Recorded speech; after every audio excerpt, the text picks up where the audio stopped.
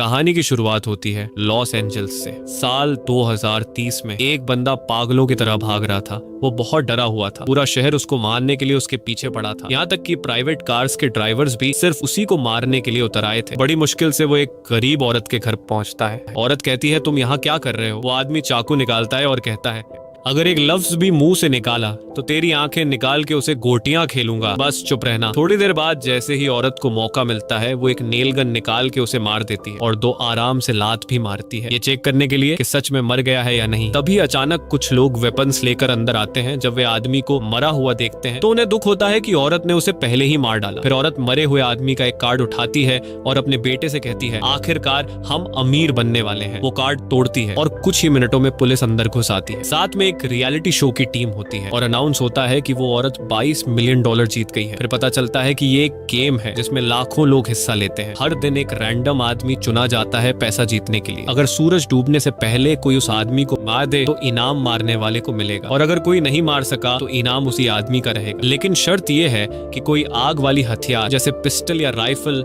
Use नहीं कर सकता। उसी दिन हमें एक लड़की दिखाई देती है, इसका नाम है कैटी। एक नाकाम एक्ट्रेस किस्मत आजमाने लॉस एंजलिस आई है ऑडिशंस के लिए। उसके साथ बैठी औरत कहती है, तुम बड़ी मासूम लगती हो, अपना ख्याल रखना बेटा, यहाँ लोग चोर हैं। कैटी कहती है, शुक्रिया नसीहत का, आप बहुत अच्छी लेडी हैं। औरत उसका हाथ पकड़ती है और कहती है, ऐसा मत कहो, तुम मेरी बेटी जैसी हो। चलो अब मैं यहाँ उतरती हूँ, गुड बाय। थोड़ी देर बाद कैटी जब अपनी कलाई देखती है तो वह शॉक हो जाती है कि उस औरत ने उसकी घड़ी चोरी कर ली। कहती है वो औरत चोर है। वह अपने ऑनलाइन बुक किए हुए कमरे में पहुंचती है। कमरे को देखकर वह परेशान हो जाती है, क्योंकि जो कमरा मोबाइल पर उसने देखा था वह तो बिल्कुल अलग निकला। कमरे की मालकिन कहती है, हम अलग अलग फोटोज का इस्तेमाल करते हैं ताकि ग्राहक को फंसा सके। जैसे ही कैटी बेड पर बैठती है तो बेड नीचे गिर जाता है, लेकिन वो मजबूर थी क्योंकि इस कमरे का किराया सस्ता था। उसके बाद एला का मंगेतर आता है और एला से कहता है, देखा कल का इवेंट, कल लॉटरी का इनाम होगा $600 मिलियन। ये सुनकर कैटी हैरान हो जाती है कि ये कैसा मुकाबला है। उसके बाद वो कहती है, मेरा दिमाग मत खाओ, कमरे की चाबी दो, मुझे सोना है। वो लोग चाबी देते हैं और कैटी जाके सो जाती है। अगले दिन सुबह कैटी उठती है तो चेहरे पे पानी टपक रहा होता है। जब वह छत की तरफ देखती है तो पता चलता है कि ऊपर वाले पड़ोसी का वॉशरूम है और जिन कपड़ों में ऑडिशन देना था वो भी खराब हो गए। वो एला को कॉल करती है, ये क्या बकवास है, उठती हूँ तो लोग मेरे ऊपर पेशाब कर रहे होते हैं, कपड़े भी खराब हो गए। एला कहती है, परेशान मत हो, मेरे कपड़े पहन लो, कमरे की अलमारी में रखे हैं। कैटी सच में वही करती है और ऑडिशन के लिए निकल जाती है। अब सिर्फ आधा घंटा रह गया है ऑडिशन के लिए। जैसे ही वो ऑडिशन वाली जगह में एंटर होती है, वो देखती है कि वहाँ और भी लड़कियां ऑडिशन देने आई हैं। वो अंदर चली जाती है और सीन परफॉर्म करती है। डायरेक्टर उसे देख के कहता है, जबरदस्त, मगर दोबारा तेरा मुंह यहाँ ना देखो। उसी वक्त अचानक कैटी का कार्ड एक्टिवेट हो जाता है। वो कार्ड निकालती है और अनजाने में गेम में रजिस्टर हो जाती है। उसे बिल्कुल भी नहीं पता ये कार्ड किस चीज का है या इसने उसका चेहरा क्यों स्कैन किया। बाद में वो गुस्से में बाहर निकलती है क्योंकि वो ऑडिशन में फेल हो चुकी होती है। जब वो जा रही होती है तो पास में बैठी लड़कियों को पता चल जाता है कि वही टारगेट है, और बस फिर क्या, पहली लड़की कुर्सी उठाती है और सीधी अपनी दोस्त के सिर पर मारती है। दूसरी लड़की को एक जूता नजर आता है, वो फौरन उसे उठाती है और झपट कर मार देती है। कैटी चीख मार के भाग जाती है, लेकिन असली समस्या तो तब होती है जब वो एक कराटे ट्रेनिंग हॉल में छुपने के लिए घुस जाती है। अब जाहिर है सारे कराटेबाज लड़के उस पर टूट पड़ते हैं और वो बेचारी अकेली सबके बीच में पिट रही होती है। कप्तान कहता है, उसे सिर्फ मैं मारूंगा। फिर वो उसे उठाता है, घुमाता है और दीवार में दे मारता है, जिससे वो लड़कियों के जिम में गिर जाती है। जैसे ही सबको पता चलता है कि वही विनर है, सब उस पर चढ़ दौड़ते हैं। वो कराटे वाले भी पहुंच जाते हैं और सब लड़ रहे होते हैं कि उसे कौन मारेगा। आखिर में कोच उसे गर्दन से पकड़ता है और कहता है, उसे सिर्फ मैं मारूंगा। और जैसे ही वो मारने लगता है तो अचानक नोएल वहां आ जाता है और कोच के कंधे पे घूंसा मार के उसे दीवार में दे मारता है। फिर वो लड़की से कहता है, डरने की जरूरत नहीं, मैं बॉडीगार्ड हूँ और अगर तुम मुझे 10% इनाम में से दोगी तो मैं तुम्हें बचा लूंगा। उसने कहा, ठीक है भाई, तुम्हें पूरा इनाम भी दे दूंगी, बस बचा लो। नोएल उसे अपनी कमर से बेल्ट के जरिए बांध लेता है ताकि उसे बचा सके। फिर वह सारे दुश्मनों को मार गिराता है। तब एक कमजोर सा लड़का आता है। नोएल उसे कहता है, देख, अगर मैंने तुझे मारा तो मुझे ही तरस आ जाएगा, 3 तक गिनती करूंगा, अगर नहीं भागा तो तू गया। वह लड़का तुरंत बोला, अरे सर, सलाम है आपको, और भाग जाता है। फिर वह दोनों बिल्डिंग से निकलते हैं और पता चलता है कि हर 15 मिनट बाद एक ड्रोन उसे ट्रैक कर रहा है ताकि बाकी प्लेयर्स को उसका लोकेशन मिलता रहे। उन्हें एक गाड़ी मिलती है, वह उसे लेकर वहां से फरार हो जाते हैं। लड़की नोएल से कहती है, ये कैसी गेम है जिसमें लोग मुझे मारने के पीछे पड़े हैं, मुझे इस गेम से निकलना है, कोई ना कोई हल निकालो। नोएल कहता है, हल सिर्फ एक है, तुम्हें शहर के लोगों से बचना होगा। अगर तुम निकलोगी तो मैं भी अपने 10% से हाथ धो बैठूंगा। लेकिन फिर उसे शक होता है कि नोएल शायद उसे मार दे और खुद इनाम ले ले। पूरा शहर उनके पीछे होता है। वो दोनों सेफ्टी हेलमेट पहन लेते हैं। तभी अचानक गाड़ी में एक लड़की घुस जाती है। वो चाकू निकालती है और उसे मारने की कोशिश करती है। नोएल कहता है तुम गाड़ी चलाओ, मैं इसे देखता हूँ। फिर लड़की के सर को जोर से पकड़ता है। नोएल उसे एक जोरदार लात मार के गाड़ी से बाहर फेंक देता है, लेकिन आगे चलकर गाड़ी खराब हो जाती है और लड़की नीचे उतरती है और भागने लगती है। नोएल उसे पकड़ लेता है। वो कहती है सच सच बताओ,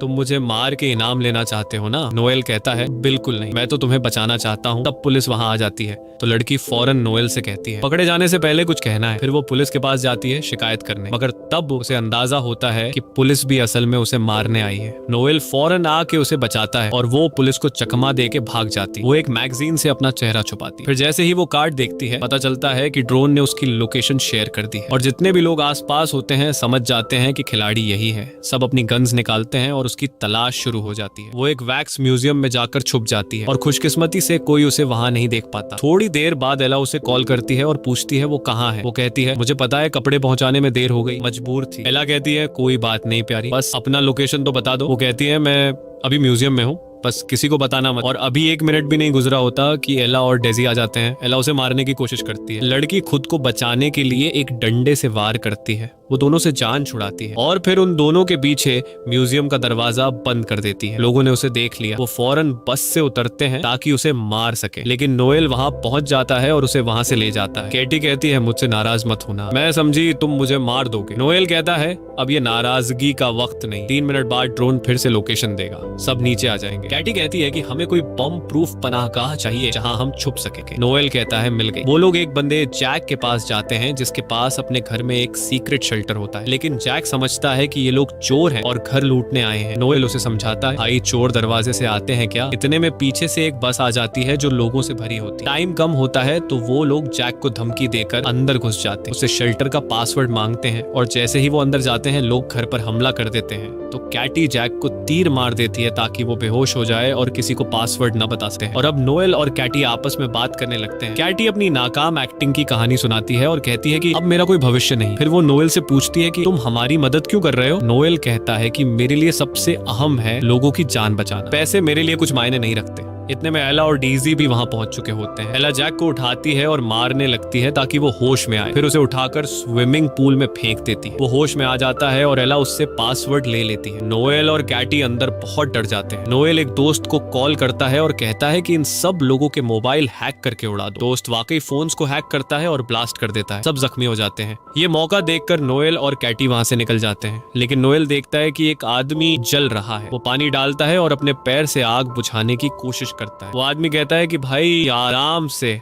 मेरी टांग तोड़ दी तुमने। बाहर निकलते ही उनका सामना एक बख्तरबंद गाड़ी और ट्रेन गार्ड्स से होता है। गार्ड्स कहते हैं कि कैटी हमारे साथ चलो वरना हम तुम्हारी लाश ही ले जाएंगे। कैटी कहती है कि ठीक है, लेकिन मेरा बॉडीगार्ड भी साथ जाएगा। गार्ड्स वहां जाते हैं और वो सब गाड़ी में बैठ जाते हैं। कैटी कंफ्यूज रहती है कि आखिर वो लोग जा कहाँ रहे हैं। गाड़ी उन्हें एक एजेंसी के हेडक्वार्टर ले जाती है, जहाँ उनकी मुलाकात लुइस से होती है जो एजेंसी का लीडर है। लुइस कहता है कि मैं हैरान हूँ कि तुम अब तक जिंदा कैसे हो। अक्सर लोग तो 15 मिनट में मर जाते हैं, लेकिन तुम सेफ हो। यहाँ तुम्हारी हिफाजत मेरी जिम्मेदारी है, लेकिन मुझे इनाम का 30% चाहिए। कैटी उसकी बात मान लेती है। फिर वे सब मेडिकल चेकअप के लिए क्लिनिक जाते हैं ताकि अपने जख्मों का इलाज करवा सके। इस दौरान कैटी नोएल को अपनी कहानी सुनाती है। वो कहती है मेरे पापा ने मुझे छोड़ दिया, मम्मी बीमार है, तभी से मैं कोई भी काम करती हूँ ताकि इलाज के पैसे जमा कर सकूं। मैं यहाँ सिर्फ ऑडिशन देने आई थी, लेकिन वो भी फेल हो गया। नोएल कहता है मैं एक वक्त फौजी था और लुइस जो अभी बाहर है वो मेरी टीम में था। एक बार मैंने एक मिशन से इनकार कर दिया जिसकी वजह से पूरी टीम मर गई, बस लुइस बचा और तभी से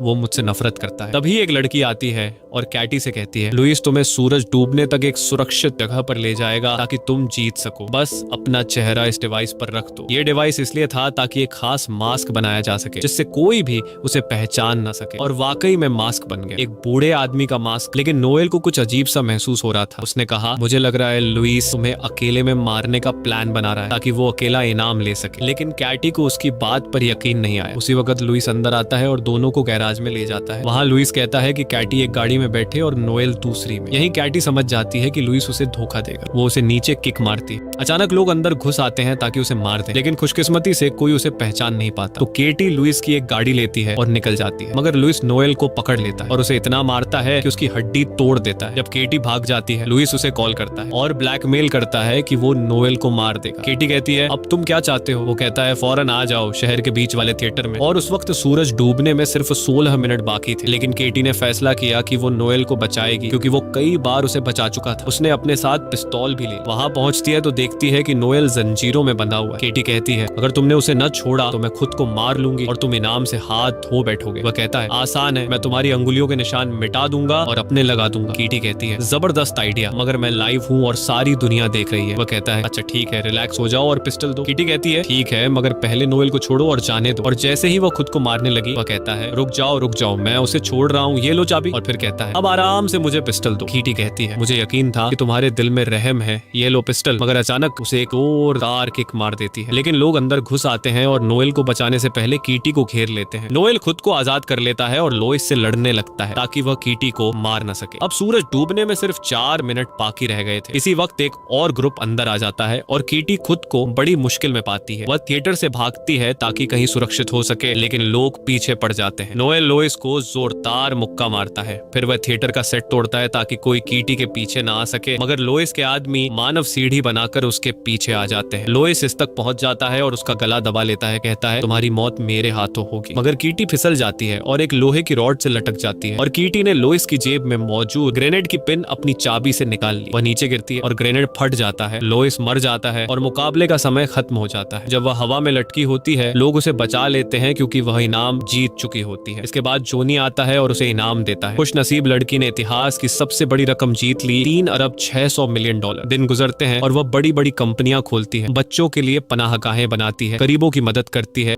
और सबसे खूबसूरत बात, उसने नोएल से शादी कर ली और उसके साथ खुशहाल जिंदगी बिताने लगी।